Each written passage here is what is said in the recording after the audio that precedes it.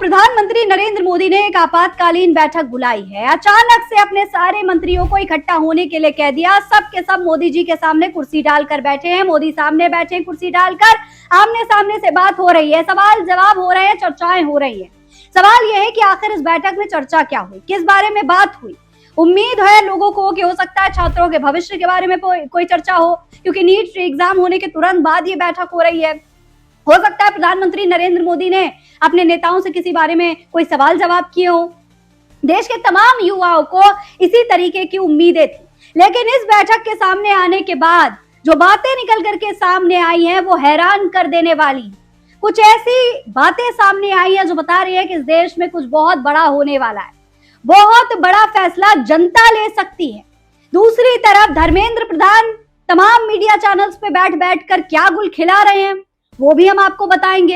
एक तरफ जंतर मंतर पर आंदोलन चल रहा है, दूसरी तरफ धर्मेंद्र प्रधान क्या कर रहे हैं, किस तरीके की बातें कर रहे हैं और उनकी बातों की वजह से युवा कितना आक्रोश में है कि उनको काले झंडे दिखाए जा रहे हैं। सब कुछ जानेंगे आज के इस वीडियो में विस्तार से, इसलिए वीडियो को पूरा जरूर देखिएगा। सलाम नमस्ते, मेरा नाम फरीन अंसारी है और ये खबर आप द नेशन 360 पर देख रहे हैं। दोस्तों, आज बहुत बड़ी खबर सामने आई है देश के लिए, देश के युवाओं के लिए, देश के नागरिकों के लिए और तमाम युवाओं के परिजनों के लिए। आज की यह खबर बहुत जरूरी है। जाहिर है आप अपने देश के प्रधानमंत्री से बहुत सारी उम्मीदें लगाकर बैठे होंगे। आपने देखा नीट का री एग्जाम हुआ, पहले पेपर लीक हुआ, फिर कैंसिल हुआ, फिर री एग्जाम हुआ। तो युवाओं को जितना मेंटल स्ट्रेस झेलना था वो युवा झेल रहे हैं, झेलते आए हैं और अब पता चल रहा है इस बैठक के बाद कि आगे भी झेलते रहेंगे। युवाओं को लग रहा था, उनके परिजनों को लग रहा था कि ये जो बैठक हुई है शायद इसमें हमारे प्रधानमंत्री जो हैं अपने मंत्रिमंडल से कोई बहुत बड़ी बड़ी चर्चाएं करेंगे। इस बारे में चर्चा होगी कि आगे इस तरीके के जो पेपर लीक्स हैं उनको कैसे रोका जा सके, कैसे अपने युवाओं के भविष्य को सुरक्षित किया जा सके। हो सकता है हमारे नेता मंत्री बैठ करके, प्रधानमंत्री बैठ करके इस तरीके की बातें करेंगे, लेकिन नहीं दोस्तों, आपकी सारी उम्मीदों पर पानी फिर चुका है, क्योंकि इस बैठक से जो बातें निकल करके सामने आई हैं वो आपको शर्मिंदा कर देंगी, वो आपको सोचने पर मजबूर कर देंगी कि क्या आपके बच्चों का भविष्य ठीक हाथों में है भी या नहीं। आज दोस्तों जो बैठक हुई है वो बहुत बड़ी बैठक थी। प्रधानमंत्री नरेंद्र मोदी का पूरा मंत्रिमंडल वहां पर मौजूद था, लेकिन इस दौरान आप जानते हैं क्या हुआ? कोई सवाल जवाब नहीं हुआ। नीट पेपर को लेकर जिस तरीके से लीक हुआ है, सीबीएसई में जो घोटाले की बातें आ रही हैं, जो एसएससी के पेपर लीक होने की बात आई, उसके बारे में कोई चर्चा नहीं। यहाँ पर उल्टा प्रधानमंत्री नरेंद्र मोदी ने अपने मंत्रिमंडल के तमाम मंत्रियों को थैंक यू बोला है री एग्जाम ठीक तरीके से करवाने के लिए। ये खबर देखिए, आप गौर करिए इस पे। प्रधानमंत्री नरेंद्र मोदी ने नीट की दोबारा परीक्षा सफलतापूर्वक होने पर संतोष व्यक्त किया है। पीएम ने इसके लिए सभी मंत्रियों की तारीफ भी की। कैबिनेट की बैठक में प्रधानमंत्री ने कहा कि अगर सब मिलकर एक साथ काम करें तो किसी भी चुनौती का सामना कर सकते हैं। पीएम ने कहा कि ऐसे मौकों पर आगे भी यही तरीका रहना चाहिए। सोचिए, मतलब एक तो आप यहाँ पर थैंक यू बोल रहे हैं, आपने एक बार ये सवाल नहीं पूछा कि भैया लीक हुई कैसे पेपर, क्यों बार बार लीक होते हैं। पिछली साल भी लीक की बात सामने आई, फिर तमाम पेपर लीक हो रहे हैं, सीबीएसई का पेपर में घोटाला हो रहा है, बार बार ऐसी घटनाएं सामने आ रही हैं, तो क्यों हो रही हैं? क्यों तुम लोग इतनी लापरवाही कर रहे हो? क्या मैं आकर तुम लोगों के डिपार्टमेंट का काम करूंगा? प्रधानमंत्री को ये सवाल पूछना चाहिए था अपने मंत्रियों से, लेकिन नहीं। एक पेपर लीक हुआ, उसका री एग्जाम हो रहा है, युवा जो है आत्महत्या कर रहे हैं, मेंटल स्ट्रेस से गुजर रहे हैं और हमारे प्रधानमंत्री थैंक यू बोल रहे हैं। वाह भाई, इससे बड़ी बात तो और क्या ही हो सकती है इस देश के युवाओं के लिए अपना सिर पीटने के लिए कि हमारे देश के प्रधानमंत्री अपने मंत्रियों को थैंक यू कर रहे हैं। उन मंत्रियों को जो एक पेपर ढंग से नहीं करवा पाए। एक पेपर क्या, हर बार पेपर होते हैं और इसी तरीके से लीक होते हैं। उन मंत्रियों को प्रधानमंत्री मोदी थैंक यू कर रहे हैं। और सबसे हैरानी की बात तो आगे कही है मोदी जी ने।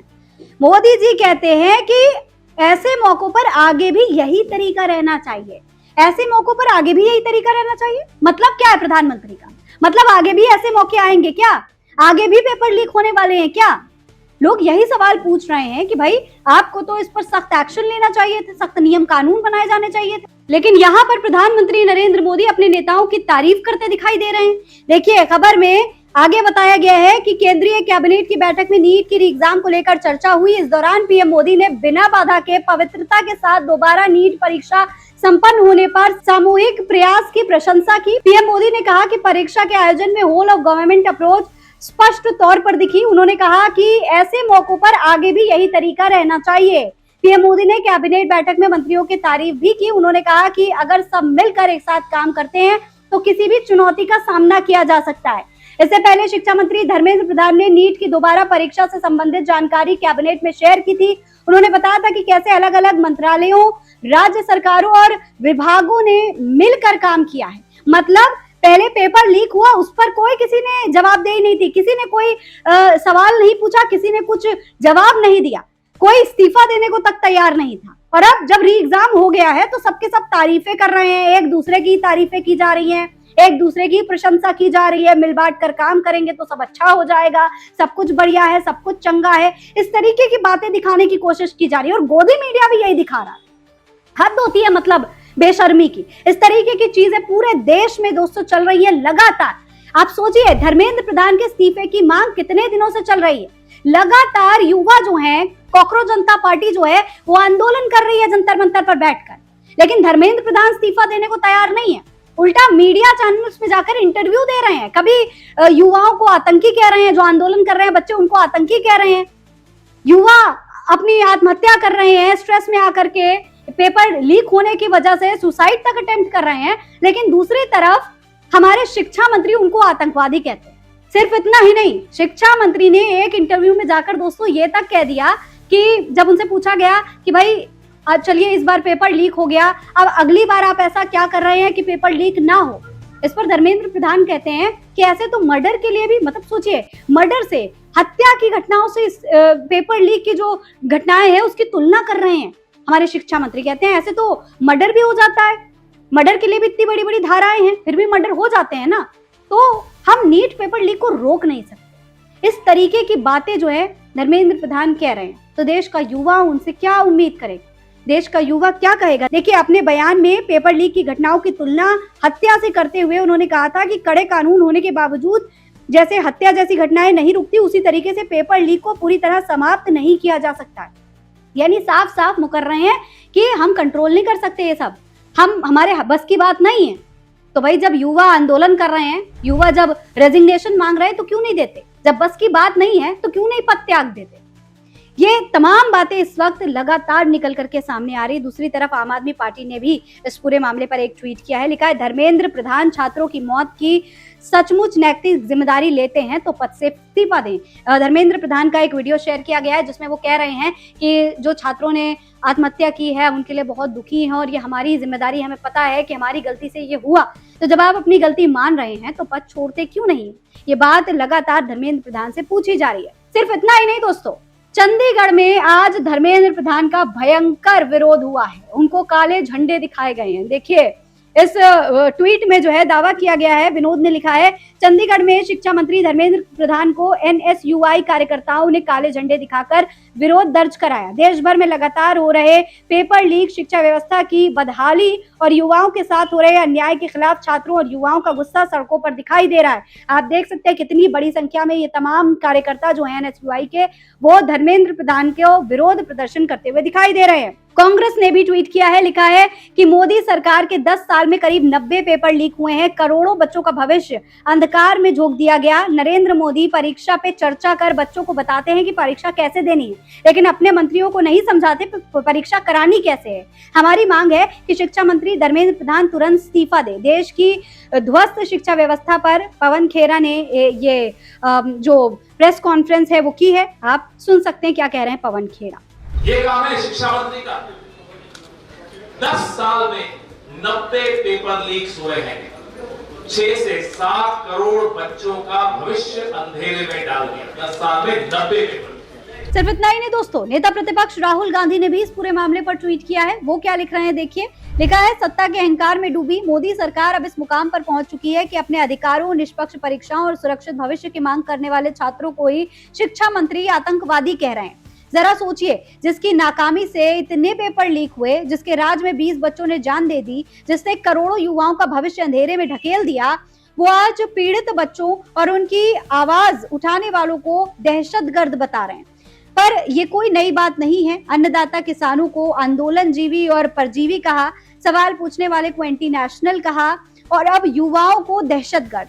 जो भी सरकार से सवाल पूछे उसे देशद्रोही बता दो, यही इनकी पुरानी राजनीति है। धर्मेंद्र प्रधान जी, देश के करोड़ों युवाओं से तुरंत माफी मांगिए और अपनी नाकामी के लिए इस्तीफा दीजिए। और रही मेरी बात, आप मुझ पर जितने चाहे हमले करा लीजिए। मैंने कोटा में कहा और फिर कहता हूं कि ये शिक्षा व्यवस्था आज सिर्फ एक वसूली तंत्र बन गई है। मैं इसे ऐसे ही नहीं रहने दूंगा। हर बच्चे को सस्ती, अच्छी शिक्षा और निष्पक्ष परीक्षा मिले, इस आवाज को उठाने में कभी बंद नहीं करूंगा। इस तरीके की बातें राहुल गांधी कह रहे हैं। सोचिए, नेता प्रतिपक्ष राहुल गांधी जिस बात की उम्मीद जनता अपने देश के प्रधानमंत्री से करते हैं, वो काम राहुल गांधी कर रहे हैं। वो राहुल गांधी जिन्हें आज तक पप्पू पप्पू कहकर संबोधित किया गया, जिनकी बातों को नजरअंदाज किया गया। आप सोचिए कि राहुल गांधी को पप्पू कह रहे थे, लेकिन प्रधानमंत्री मोदी क्या कर रहे हैं? जिन लोगों को टाइट करना चाहिए था, जिनसे सवाल पूछने चाहिए थे, उनको बुला करके थैंक यू खेला जा रहा है। इस तरीके की चीजें सामने आ रही हैं दोस्तों। और दोस्तों, गोदी मीडिया भी हर हद पार कर देती है। चाटुकारिता में कभी कोई कसर नहीं छोड़ती। जिस दिन नीट का एग्जाम था, उस दिन ये बताया जा रहा था कि भाई मोदी जी तो आज एयरपोर्ट पर 2 घंटा 4 घंटा इंतजार करते रहे ताकि बच्चों का पेपर अच्छे से हो जाए। इस तरीके से क्रेडिट देना, तारीफें करना बिल्कुल नहीं भूलते। आपस में ही तारीफ खेलते रहते हैं। लेकिन युवाओं के साथ क्या चल रहा है, इस देश का युवा किस तरीके से प्रताड़ित हो रहा है, उसकी किसी को कोई चिंता नहीं है। जंतर मंतर पर आंदोलन चल रहा है, 6 दिन हो चुके हैं। किसान भी इस आंदोलन में पहुंच चुके हैं। अब तो किसानों ने मोर्चा संभाल लिया है, लेकिन प्रधानमंत्री नहीं पहुंचे। प्रधानमंत्री के कार्यालय से कुछ मिनटों की दूरी पर है जंतर मंतर, जहां पर कॉकरोच जनता पार्टी का प्रोटेस्ट चल रहा है। अगर मोदी जी चाहते तो जाकर के उस प्रोटेस्ट में युवाओं से पूछ सकते थे कि बताओ बच्चों, क्या दिक्कत है, क्या तकलीफ है, क्यों आंदोलन कर रहे हो। जब मंचों पर जाकर भाषण दे सकते हैं तो युवाओं के बीच जाकर सवाल भी तो पूछ सकते हैं, युवाओं की समस्याएं भी तो जान सकते हैं। प्रधानमंत्री नहीं जा सकते थे, धर्मेंद्र प्रधान ही चले जाते। जिनके इस्तीफे की मांग हो रही है, चलो वो भी नहीं जा सकते थे तो कोई और नेता मंत्री चला जाता, जाकर पूछ लेता कि क्या समस्या है बताइए। लेकिन कोई नहीं गया, किसी ने इन युवाओं से सवाल नहीं पूछा, उल्टा तारीफ करने के लिए पूरी बैठक जरूर बुला ली। अब दोस्तों, कॉकरोच जनता पार्टी के प्रोटेस्ट में किसान शामिल हो चुके हैं। आपको याद होगा किसान आंदोलन के दौरान क्या हुआ था। जब किसानों ने आंदोलन किया था तो भारतीय जनता पार्टी को खामियाजा भुगतना पड़ा था। प्रधानमंत्री नरेंद्र मोदी जल्दी जल्दी में आए थे, उस वक्त भी यूपी के चुनाव थे और यूपी के चुनाव में कोई नुकसान ना हो इसलिए प्रधानमंत्री नरेंद्र मोदी खुद मंच पर आए थे। मंच पर खड़े होकर ये बोला था कि भाई कहीं तो कोई कमी रह गई होगी, कहीं तो कोई चूक रह गई होगी हमसे, इसीलिए ये सब कुछ हो रहा है। उस वक्त मोदी जी ने माफी मांगी थी, अपनी गलती स्वीकार की थी। और अब जब किसान जो है एक बार फिर से जंतर मंतर पर पहुंच चुके हैं युवाओं के समर्थन के लिए, तो क्या एक बार फिर से प्रधानमंत्री नरेंद्र मोदी या फिर मोदी जी के मंत्री धर्मेंद्र प्रधान माफी मांग पाएंगे, या फिर ये तारीफें जो की गई हैं इस मंत्रिमंडल बैठक के दौरान, बस उसी में ही सब हवा हवाई हो जाएगा। आपको क्या लगता है? अपनी राय कमेंट बॉक्स में लिखकर हमें जरूर बताएं। फिलहाल इस खबर में इतना ही। जय हिंद, जय भारत।